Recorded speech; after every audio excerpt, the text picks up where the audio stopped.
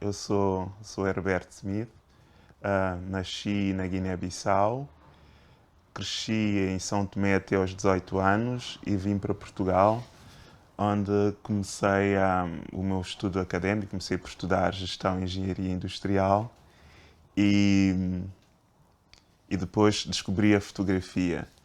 E descobri a fotografia por acidente, porque na altura eu já tinha algum interesse por fotografia, porque lembro-me que o meu pai tinha uma câmara e, e tinha lá os negativos e eu era sempre curioso, tentava mexer e ele não me deixava mexer nos negativos e eu fiquei fascinado. E quando vim para Portugal, comecei a trabalhar e tive a oportunidade de comprar uma máquina manual, comprei os manuais e comecei a aprender sozinho a fotografia.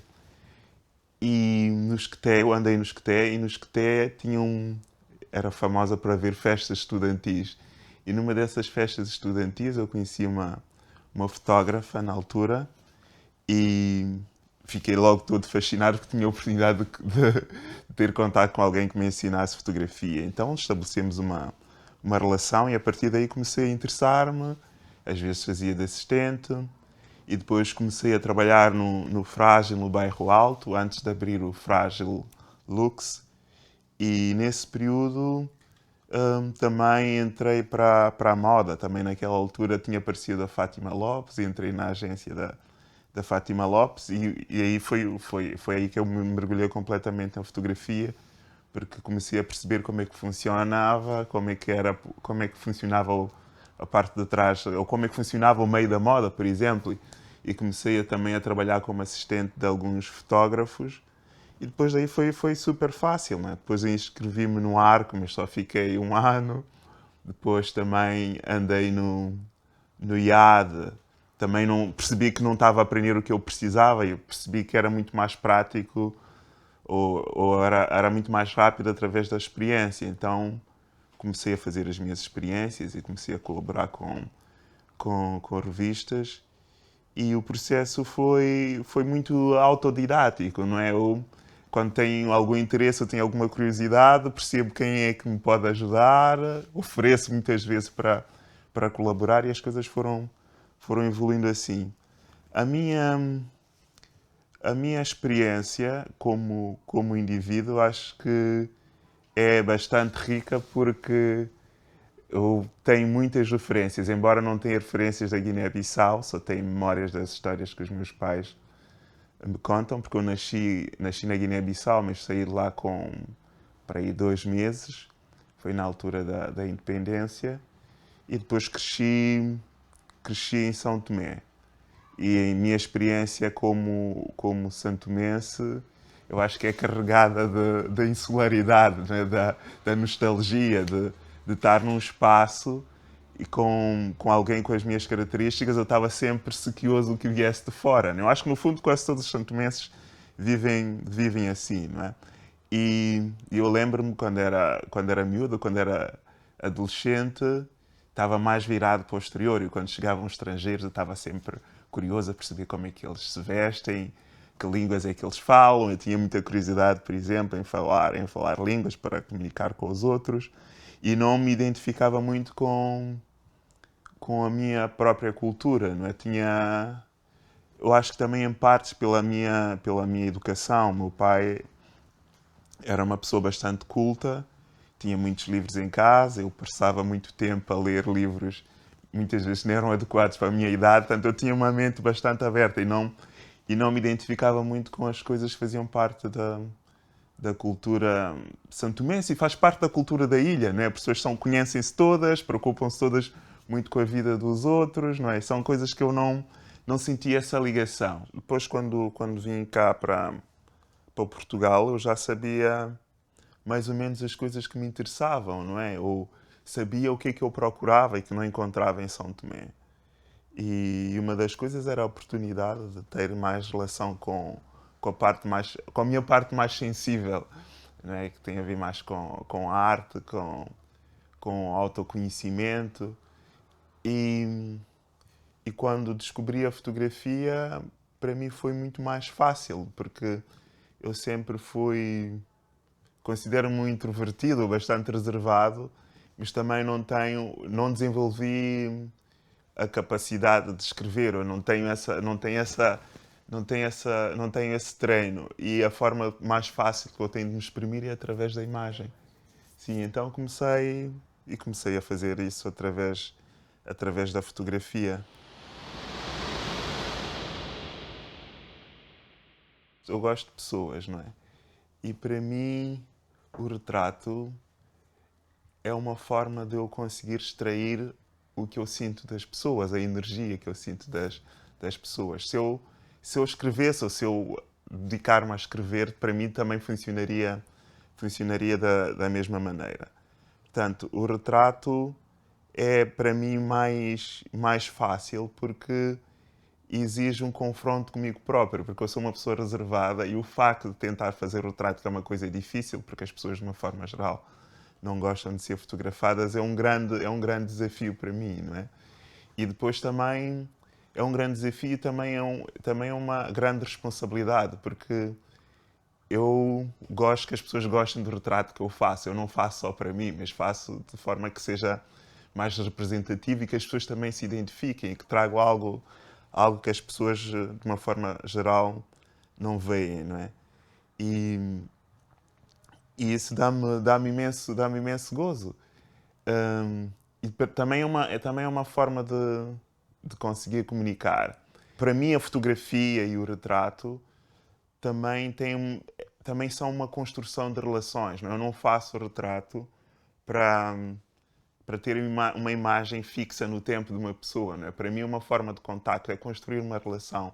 Tanto é que quando eu comecei a fazer retratos, principalmente dos jovens que vivem nas zonas periféricas, isso desenvolveu-se pela curiosidade que eu tinha em relação às pessoas.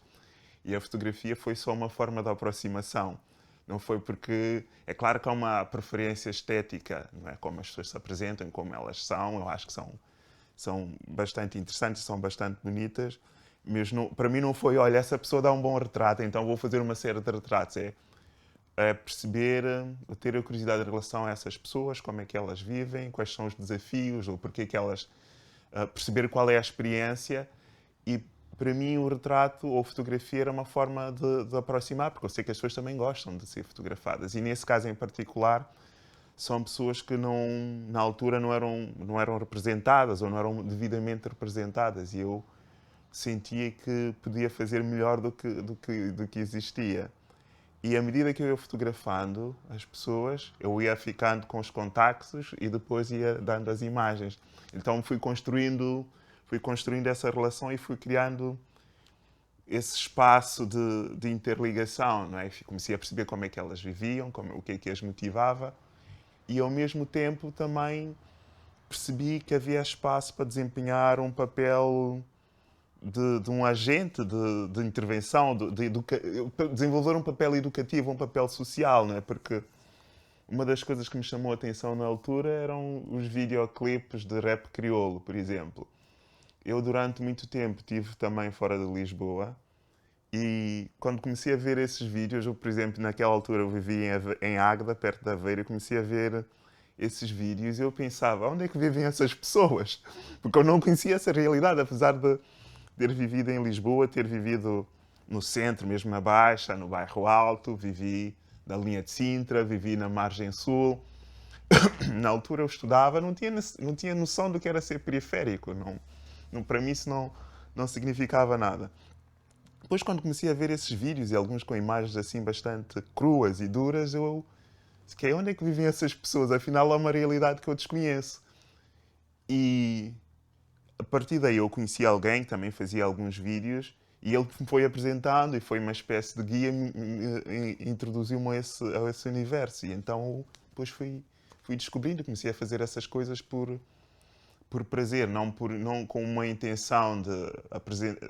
Inicialmente não foi para apresentar em galerias, nem para ganhar dinheiro, foi para relacionar-me com as pessoas e perceber de que forma é que eu podia ser útil. Esse trabalho de retrato também ganhou outras ramificações a partir do momento em que a Carla Cassange criou o audioblog Afrolis. E eu lembro-me que na altura, provavelmente no segundo episódio, eu vi uma entrevista com, acho que deve ter sido com a Grada Quilomba, e eu vi imenso potencial no projeto, porque na altura era só tinha componente áudio e não tinha componente visual. E, e eu entrei em contato com ela e disse, olha, eu sou fotógrafo, mudei-me agora para Lisboa, acho que o teu projeto tem bastante potencial e acho que se tivesses a componente visual isso poderia enriquecer e ajudar a expandir o projeto. E ela aceitou e convidou-me para conversarmos e conversamos e a partir dessa altura eu comecei a colaborar com o projeto e comecei a fazer, criar um arquivo visual das coisas que aconteciam e também acho que acabou por ser um registro da emergência do movimento negro a organizar-se em Lisboa, não é? E eu fui também, nesse processo, identificando algumas figuras que eram bastante importantes, como atores e, e depois eu acho que também é uma das minhas características. Eu sou uma pessoa atenta e acho que tenho capacidade de reconhecer potenciais ou talentos e é uma coisa que para mim é muito fácil e, e gosto de estar ligado às pessoas, mesmo mostrar a minha disponibilidade e ajudá-las no que for possível. Eu considero que o meu trabalho tem uma grande componente coletiva, porque eu não faço as imagens só para mim. E mesmo no processo da escolha das imagens, eu tento envolver as pessoas que estiveram no processo, as pessoas que foram fotografadas. E, por exemplo, o caso dos projetos relacionados com jovens da periferia, eu quando comecei a fazer os trabalhos, comecei a fazer as fotografias, eu não comecei a pensar em mim, eu comecei por pensar como é que eu poderia ser útil àquelas pessoas, né? Portanto, imagina que se eu conheço um jovem que está a iniciar a sua carreira artística e que eu gosto da música, mas percebo que a forma como ele comunica, como se apresenta, não funciona muito bem, eu ia lá e fazia, primeiro disponibilizava-me, estava a viver a experiência que eles me deixavam partilhar, deixavam que partilhassem comigo. E depois o registro das imagens era sempre a pensar no que lhes servia melhor. E depois dava as imagens. E só aquilo que eu achasse que não lhes servia que eu usava para mim. Né? Portanto, é claro que eu podia usar as imagens que eles quisessem usar.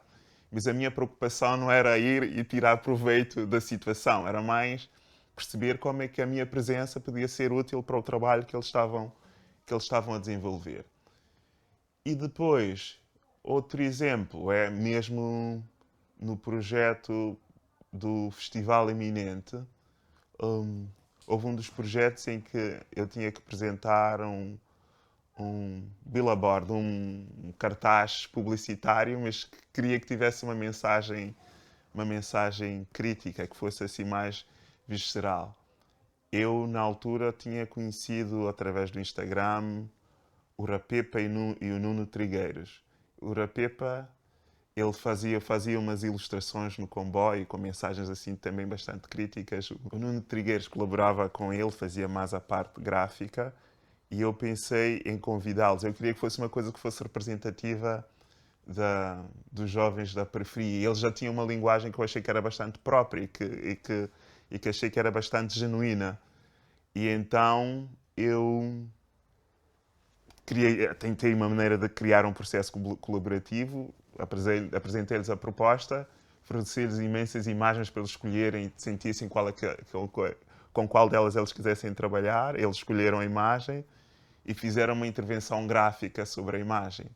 Portanto, eu não tive. Eu aceitei. Portanto, foi uma tentativa de tentar ser mais expressivo e envolver as pessoas que eu quero representar. Eu sei que há sempre o perigo que eu, apesar de ser negro, não me dá o direito de representá-los, não é? Claro que cada um tem a sua experiência, eu não, e apesar de também já ter vivido na periferia, mas não vivi naquelas condições e sou um privilegiado, não é? Mas eu tento encontrar uma forma mais justa dentro das minhas capacidades para tentar representar melhor as pessoas.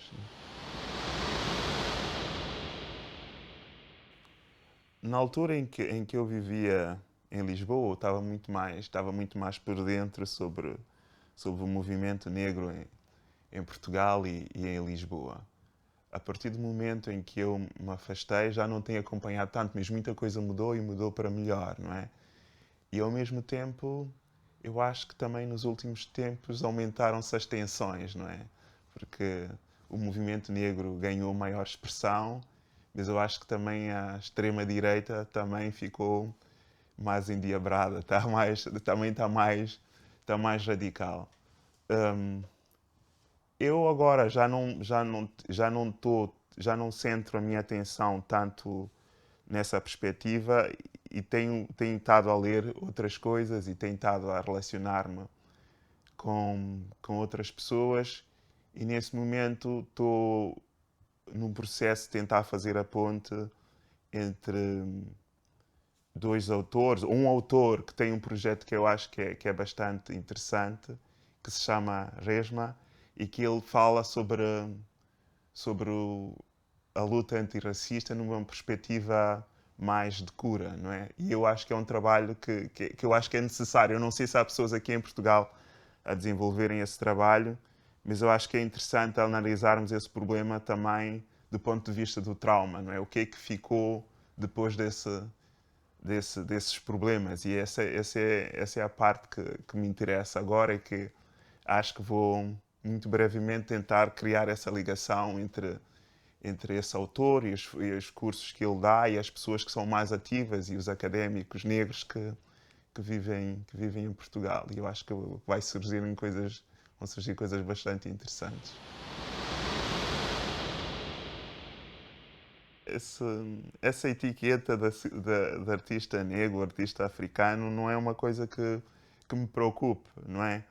Eu reconheço que o meu trabalho, ou o que eu tenho feito até agora, um, para algumas pessoas possa justificar esse título, mas eu não sinto isso. Para mim é uma responsabilidade que eu sinto como indivíduo, não é? Que há coisas que eu sinto que não estão a ser feitas e que me afetam, eu acho que devo fazer, mas não faço para ser atribuído o título de artista africano ou artista negro. Eu também fotografo pessoas brancas e para mim pessoas são pessoas, não é? Eu agora vivo no Alentejo, onde há poucas pessoas negras e continuo a fotografar. E, e penso fotografar pessoas brancas e quero ver que título é que me irão dar quando tiver que falar sobre pessoas brancas, né? Portanto, isso não é uma coisa que me preocupe, mas acredito que para algumas pessoas seja mais fácil e também, em alguns aspectos, para mim traz algumas vantagens porque são das poucas oportunidades onde eu tenho espaço de ser também representado, né? Portanto, mas não é uma coisa que eu assuma.